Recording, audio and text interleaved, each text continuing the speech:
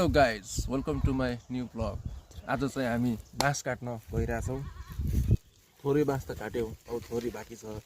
तपाईँलाई म देखाउन चाहन्छु, आउनुहोस्।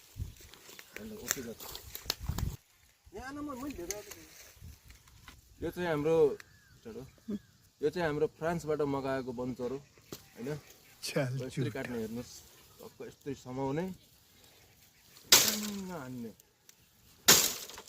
यस्तरी काट्ने। अब यहाँ तान्ने हो र अब तान्न सकिन्न होइन।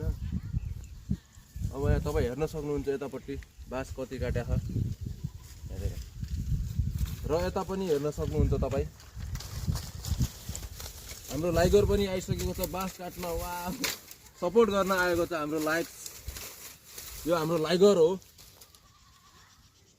4 महिना भयो यसलाई।